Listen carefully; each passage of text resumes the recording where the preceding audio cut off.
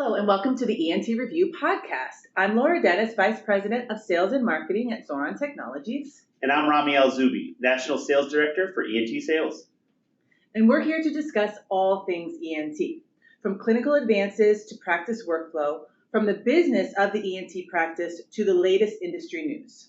And if you watched our first podcast, you'll know that we're not talking about just what's in the ENT, we're also talking about what we think.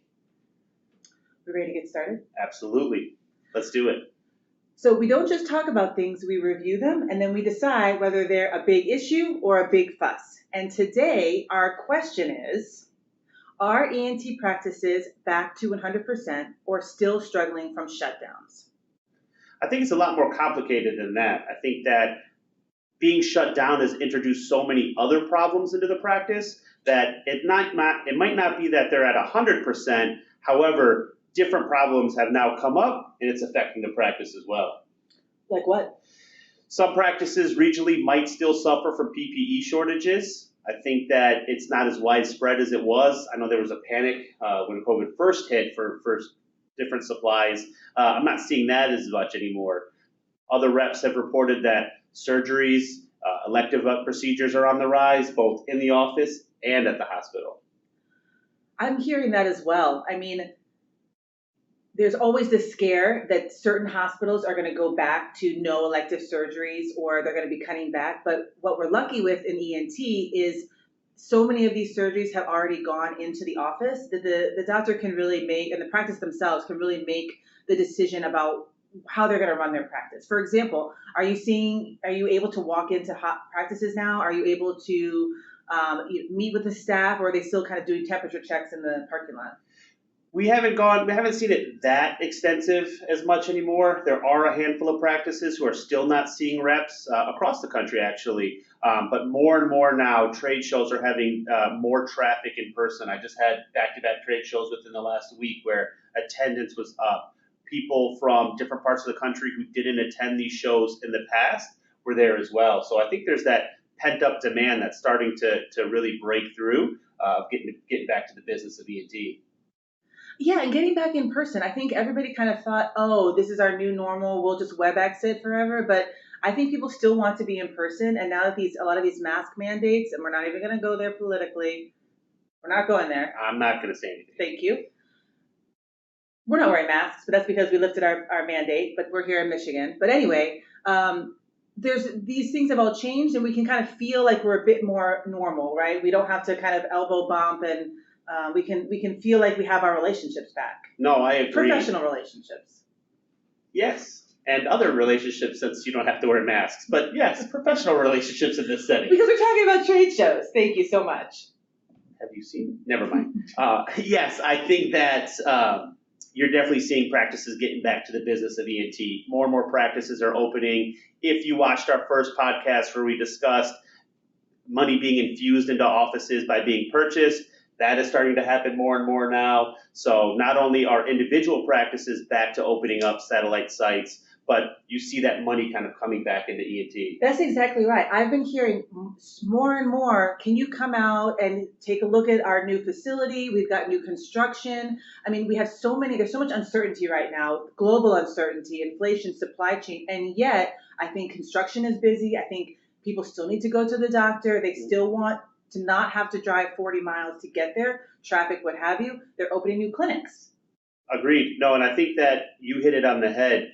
That is one of the, and follow-up or one of the new problems because of COVID, whether it's supply chain, whether it's construction costs, all of those things are starting to impact practices in different ways. Within the past week, I can't tell you the number of conversations I had on staffing and staffing concerns. Practices are trying to figure out new ways on how to keep the staff they have, obviously try to recruit. Practices are more and more turning to poaching staff. So yes, they're offering bonuses. If you can bring a friend, there's bonuses. So there's a lot of new things that are kind of changing how a practice works.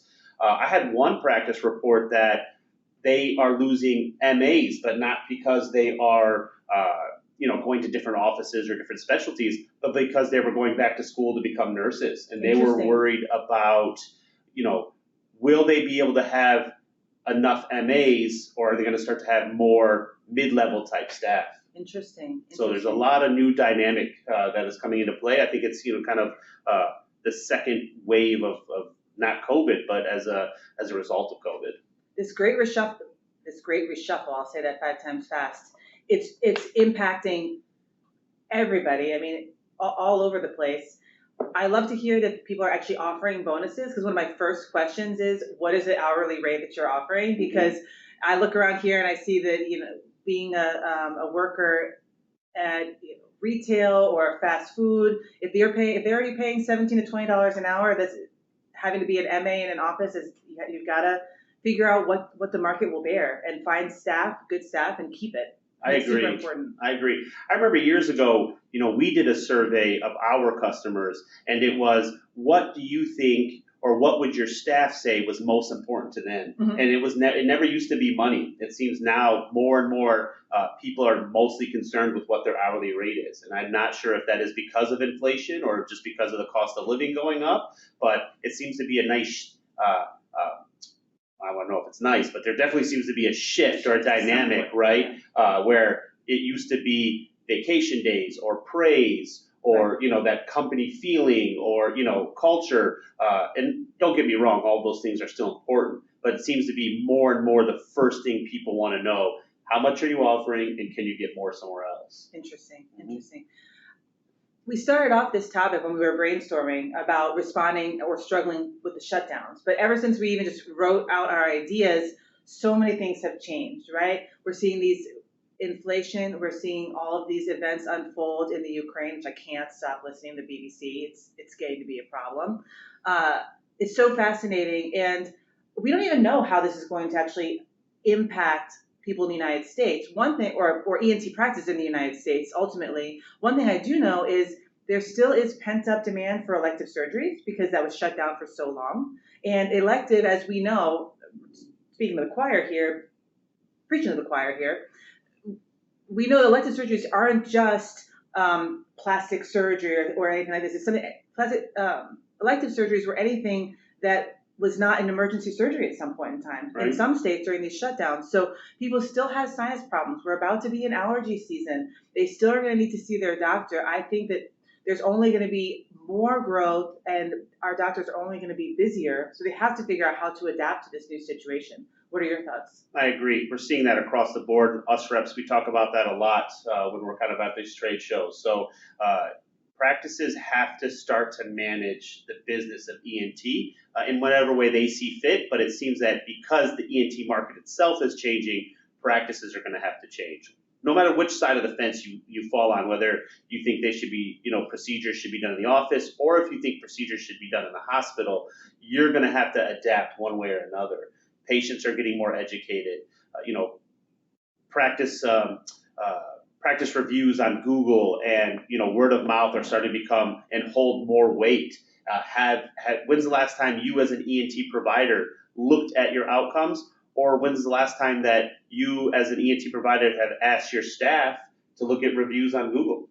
I think that's a really great point. Coming up with some benchmark or things you want to measure yourself on. So for example, you could measure yourself on time from when you first see a patient to treatment. Sure. Treatment's completed. Like, how long does it take? How much are you backlogged? Because back in the day, it was like, if you're a really, really good doctor, if there's a 3-month wait list, or if you're not taking new patients.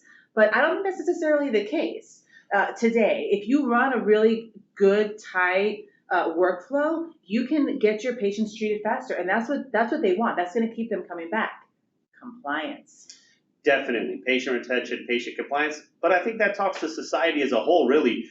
We are now a society of now. We don't want to wait. We're not going to drive out of our way to go somewhere. We want that instant gratification because, well, it kind of has to do with this, but also just the way we are. We are so busy that we need to get our stuff done. So if you're going to a practice or really anything, right? The supermarket, you can have your groceries delivered now to your house if you want. So every aspect of life is changing, and I don't know how fast ENT practices are adapting to it.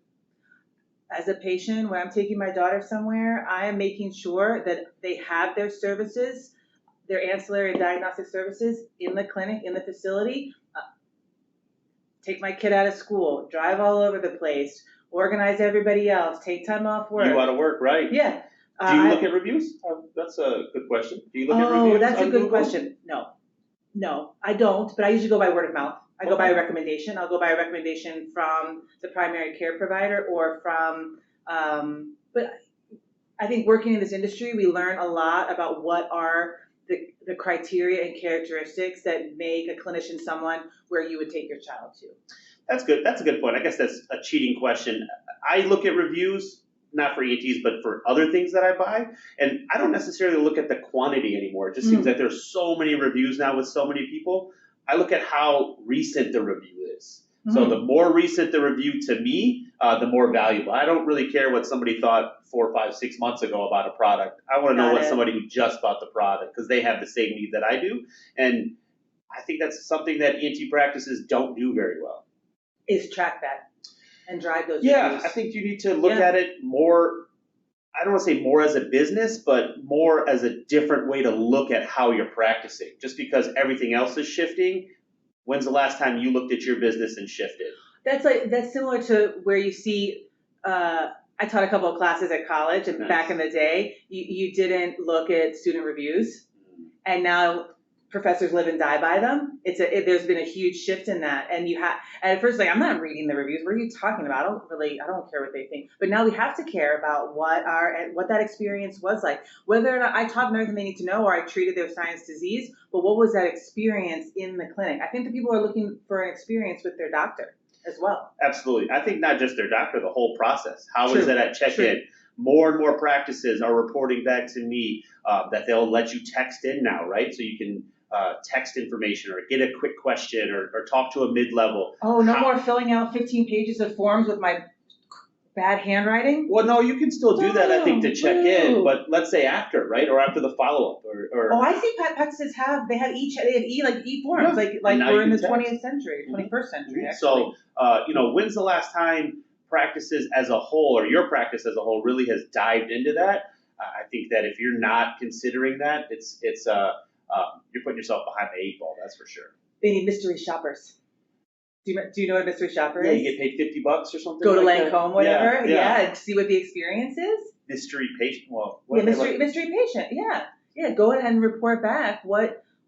This is not advice. I don't know. I'm just saying.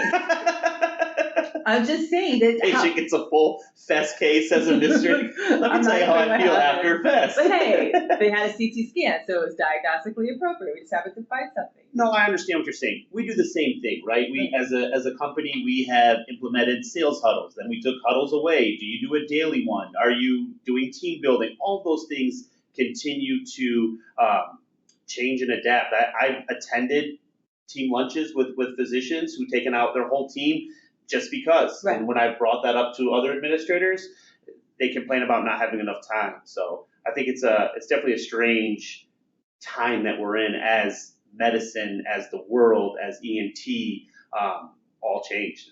It's exciting. That's a really good point. When's the last time we talked about the culture within the ENT practice, right? What is that? It's a company culture as well. Like what the relationships are with the staff, among the staff, with the staff and the clinicians, and with the patients. Throw all that together. You want it.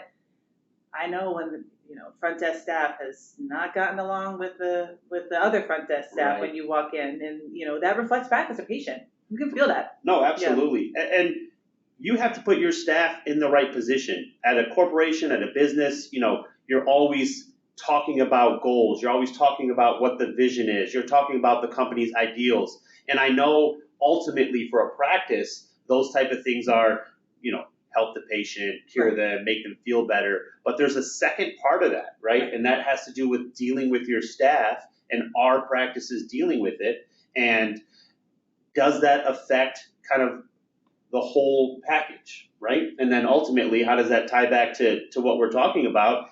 Are the staffing concerns that have been kind of left over from COVID? So is this one way that you can help keep your staff by discussing your ideals, by discussing, what you want as a clinician and what you would hope that those, your staff would kind of try to implement in their duties?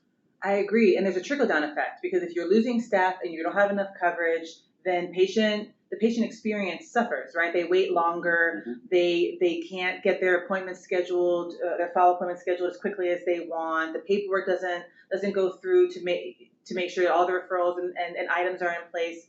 And then it starts. There's trickle-down effect. You start seeing less patients, or your surgeries are not scheduled in the manner that's most efficient for you. So, not to freak anybody out. Don't lose your staff. Don't lose Get good your staff. Yeah, what are you gonna do? Yeah. How are you gonna keep your staff? Yeah. Yeah. So, what do we think? These issues that we're facing. We're not even post-pandemic. We keep wanting to say it's post-pandemic. No, Still here. we got a reprieve from thinking about it for a few days. Right. Unfortunately. So big issue or big fuss with these back to clinic, back to office issues. To me, it's a big issue, and that's only because there's so much, in my opinion, more uncertainty. Even though COVID itself was very uncertain, Yeah. the ramifications have made it even more uncertain, and I'm not sure how prepared we are to really dive into fixing some of these issues, nor do I know how long they'll last. And that's what we're here to talk about today. I think it's a big issue too, and we'll continue to unpack it, dissect it, tie it back up in a bow as best we can. Thank you so much for joining us for the ENT review today. Make sure you check out the next episode of the ENT review. This is Rami, and I'm Laura, and we'll see you on the other side. I want to tag.